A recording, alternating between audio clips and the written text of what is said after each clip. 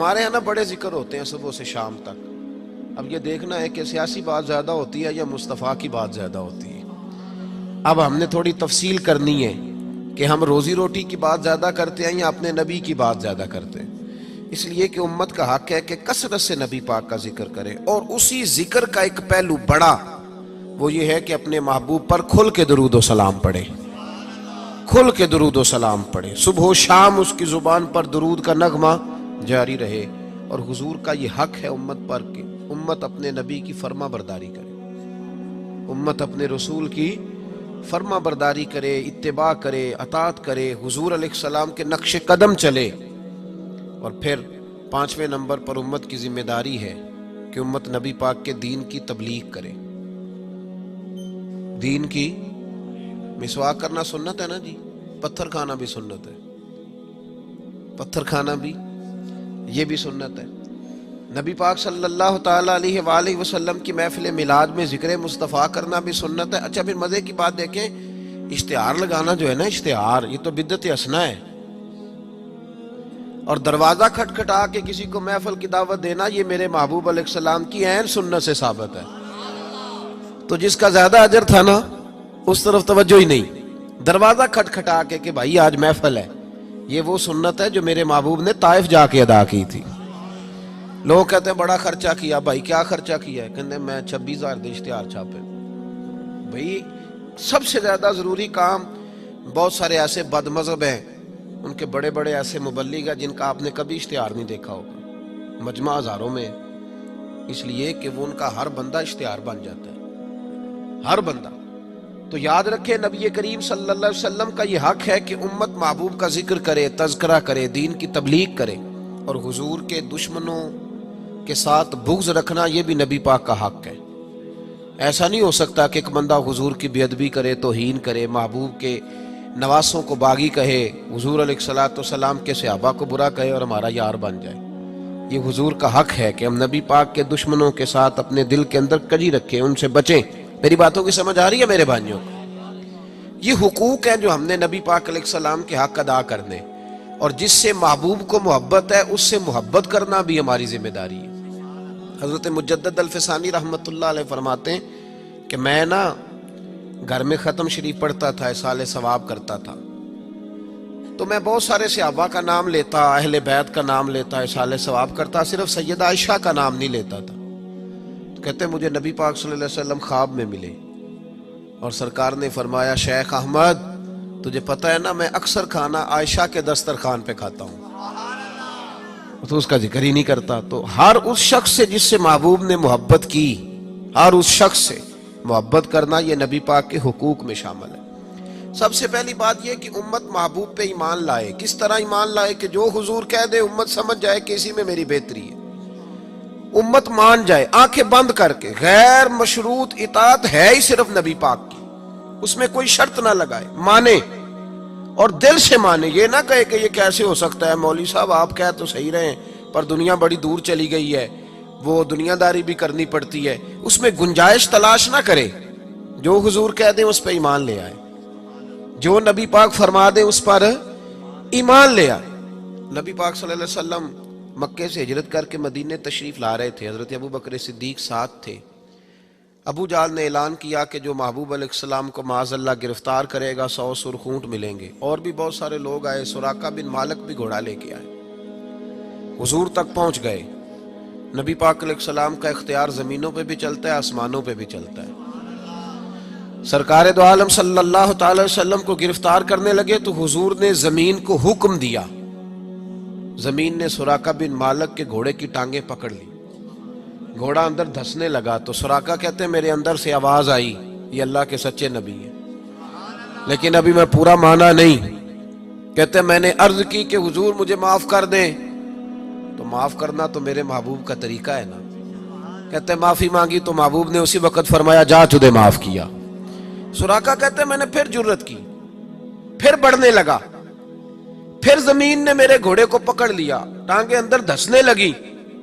البدایہ والنہایہ اٹھا کر کے دیکھیے محبوب پاک سید عالم صلی اللہ علیہ وسلم نے دوسری دفعہ جب زمین میں اس کا گھوڑا دھسنے لگا تو پھر عرض کرنے لگے حضور معاف کر دیں. فرمایا جا تجھے معاف کیا. سراقہ کہتے ہیں آواز اندر سے آئی پر ابھی میں پورا مانا.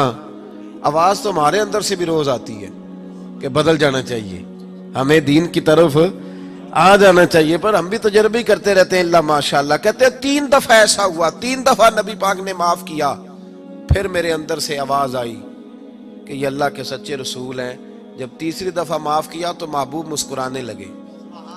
ایک کسرا کا بادشاہ تھا, توجہ ہے میری بات پر, کسرا کا ایک بادشاہ تھا تو ہاتھوں میں کنگن پہنتا تھا, موٹے موٹے سونے کے کنگن. وہ جب بات کرتا نا تو کنگن ہلتے, جس طرح ہمارے حکمرانوں کے بڑے للے تو للے نہیں.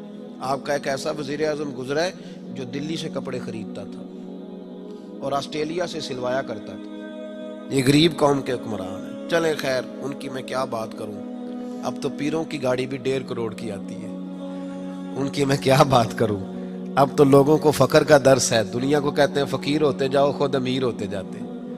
اب تو یہاں بھی حال بڑا اللہ ماشاءاللہ عجیب ہے, اس طرف کیا جاؤں, یہاں بھی رونا بڑا سخت ہے.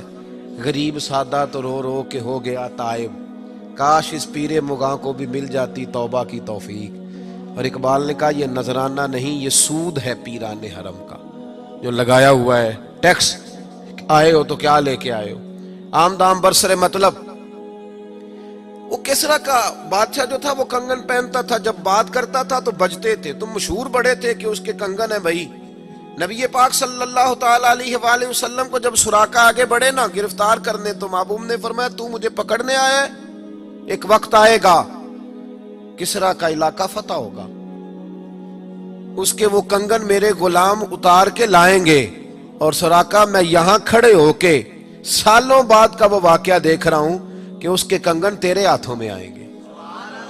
اب ذرا رک کے سوچئے, مکے سے نکلے ہیں مدینے ابھی پہنچے نہیں, ایک گاؤں پہ بھی مسلمانوں کی حکومت نہیں, میرے محبوب نے اتنی بڑی بات کر دی کسرا کا علاقہ فتح ہوگا.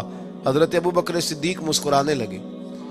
عامر بن فہیرہ فرماتے ہیں میرا سینہ چوڑا ہو گیا, بھئی تمہیں کیا ہوا؟ کہنے لگے محبوب نے کہہ دیا ہے تو انشاءاللہ علاقہ فتح ہو کے رہے گا.